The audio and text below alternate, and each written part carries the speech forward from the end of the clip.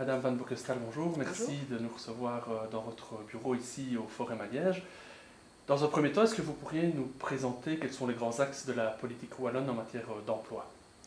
La politique d'emploi, qui dit emploi, dit marché de l'emploi. Et qui dit marché de l'emploi, dit la rencontre, c'est le b.a.-ba, mais la rencontre d'une offre et d'une demande. Et on sait qu'en Wallonie en particulier, la demande est surnuméraire par rapport à l'offre.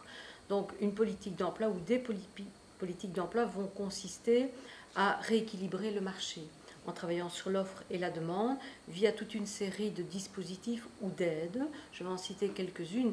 Donc pour susciter la création d'emplois, d'offres d'emploi, eh bien, on va mettre en place des politiques plutôt économiques. Attirer les investisseurs, dégager de la superficie, etc. Donner des aides à l'expansion économique, au développement de l'entreprise. Et puis, du côté de la demande, elle est surnuméraire, donc il va falloir faire se rencontrer offres. Et donc, c'est là que l'opérateur public, comme le Forum par exemple, intervient pour mettre les demandeurs d'emploi sur le chemin de l'emploi et l'insertion. Et pour ce faire, on va travailler aussi avec des aides directes, des aides financières, pour rendre le coût du travail, pour diminuer le coût du travail et permettre à l'entreprise d'être compétitive avec sa main-d'œuvre, par exemple. Mais c'est aussi, et ça c'est crucial et ça caractérise le marché de l'emploi wallon, c'est aussi qualifier la demande d'emploi. Nous avons des jeunes qui arrivent sur le marché de l'emploi de moins en moins qualifiés. Or, on le verra, le marché de l'emploi va être de plus en plus exigeant sur la qualification. Il y a des investisseurs étrangers qui viennent en Wallonie, qui sont ravis de l'accueil qu'on leur adresse, les zonings, les parcs d'activité, mais ils disent, est-ce que vous avez de la main-d'œuvre qualifiée? Alors, la main-d'œuvre, certes, mais pas suffisamment. Donc ça, c'est le challenge du marché de l'emploi wallon, c'est de préparer la demande d'emploi, et ça se prépare très tôt, ça se prépare même au niveau de l'enseignement. Donc là, vous avez une combinaison de politique économique, de politique éducative, qui finalement représentent, avec les politiques d'emploi, permettent au marché de l'emploi de fonctionner harmonieusement. D'accord. Dans le cadre de notre projet consacré aux migrants, on s'intéresse à la question de l'emploi en rapport avec la population d'origine étrangère. Est-ce qu'on peut considérer, j'imagine que oui, que le travail constitue un facteur d'intégration des populations d'origine étrangère? Tout à fait, le travail, l'emploi représente pour ces personnes-là une intégration, je vais dire, de type économique, qui est un marchepied vers l'intégration sociale et l'intégration culturelle. Le problème, et ce n'est pas un scoop parce que de nombreuses études, qu'il s'agisse de l'OCDE, mais aussi au niveau de la Belgique, la Fondation Roi-Baudouin, le SPF Emploi, attestent que les populations d'origine étrangère souffrent de discrimination à l'embauche.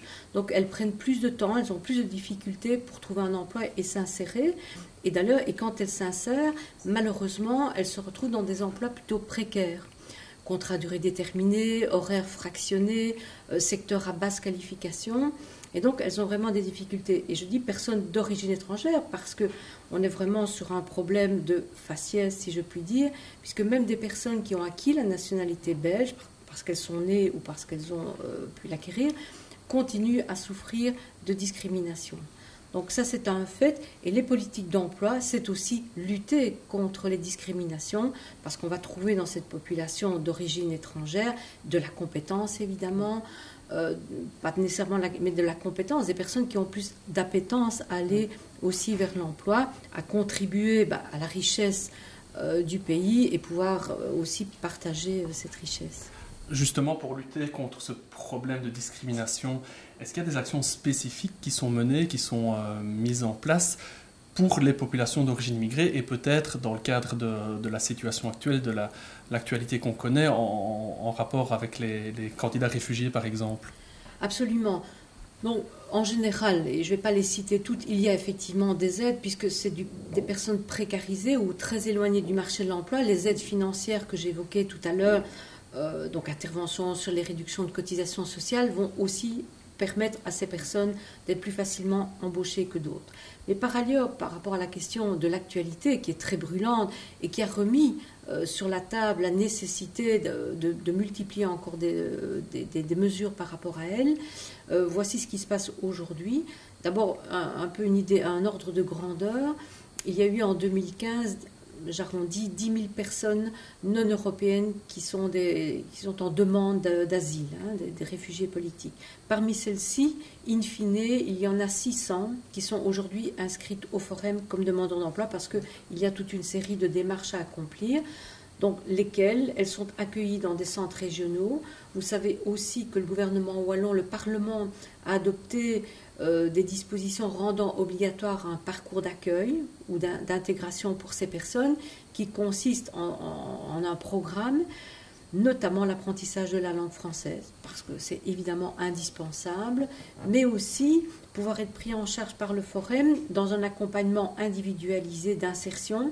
Pourquoi? Parce que certaines, je crois qu'il y a des idées reçues qui veulent que ces personnes vont être dépendantes de la sécurité sociale, qu'elles sont démunies par rapport au marché. Faux. Les témoignages nous rapportent que certaines sont très qualifiées, sont diplômées. Donc ce que le Forum va faire, c'est repérer celles qui ont déjà un diplôme et voir dans quelle mesure on peut l'assimiler à un diplôme délivré en Belgique. Pour les autres, on va valider leurs compétences. Il y a des manuels, des maçons, etc., qui sont aussi dans des créneaux, des métiers où on parle de pénurie chez nous. Et donc nous allons un peu les screener. Et pour ceux qui n'ont vraiment pas de qualification, après l'apprentissage de la langue, on va les mettre sur le chemin de la formation professionnelle. Et je termine sur le sujet en disant que certains milieux, comme les milieux patronaux, les fédérations d'entreprises comme la FEB, sont très intéressés à voir si dans cette population, il y a des personnes qui peuvent occuper des postes qui sont vacants. Vacants pour X raisons, par défaut de candidats. Je reviens sur mon marché de l'emploi où la demande n'est pas assez qualifiée. Et donc nous travaillons avec Federgon, avec la FEB, avec des opérateurs publics et privés pour opérer. Évidemment, sur ce plan-là, on est carrément dans l'immigration économique. Mais voilà, vous me parliez de politique d'emploi, il y a aussi des opportunités dans le champ de l'immigration économique qui permettent d'insérer ces personnes-là. D'accord. Maintenant, peut-être une question plus générale, plus philosophique à la limite sur...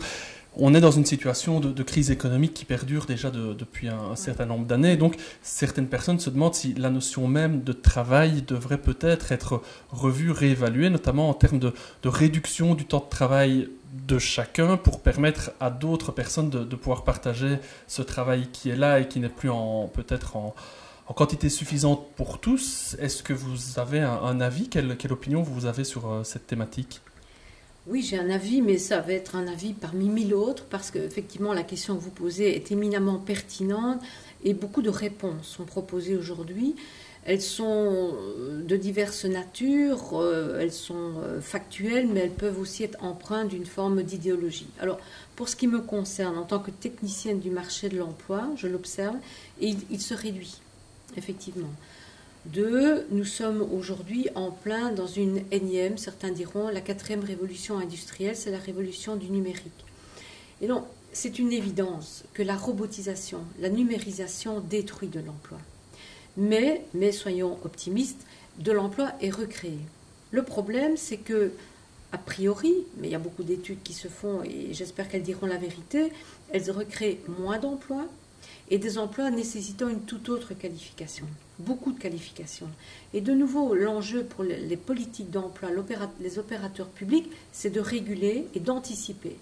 Et donc aujourd'hui, nous devons lancer un appel aux corps enseignants, par exemple, en disant demain, beaucoup d'emplois vont dépendre du big data, de l'accès à l'information, de la numérisation. Et donc, il faut que vous prépariez nos jeunes à travailler dans les entreprises qui créeront du service, mais qui créeront aussi les composants d'un robot, par exemple. Je lisais ce matin dans la presse, et je vais tout de suite répondre à votre réduction du temps de travail, vous allez comprendre. Je lisais ce matin dans la presse que les robots vont-ils supplanter les profs de langue? Il paraît que oui. Ils sont meilleurs, et en plus, je veux dire, ils génèrent moins de stress chez le jeune. Sauf que, si vous remplacez les profs de langue par des robots, il n'y a plus de raison de faire des études en langue. Et donc, vous allez, à un moment donné, on rentre dans un cercle un peu vicieux. C'est une caricature. Alors, est-ce qu'il faut, face à cette situation donc d'un marché de l'emploi qui se réduit, est-ce qu'il faut réduire le temps de travail de chacun pour le répartir? Selon, de nouveau, l'option idéologique, certains vous diront oui, c'est juste une question de solidarité et de l'accès à chacun. D'autres vous diront c'est pas si simple, et tous les deux ont raison.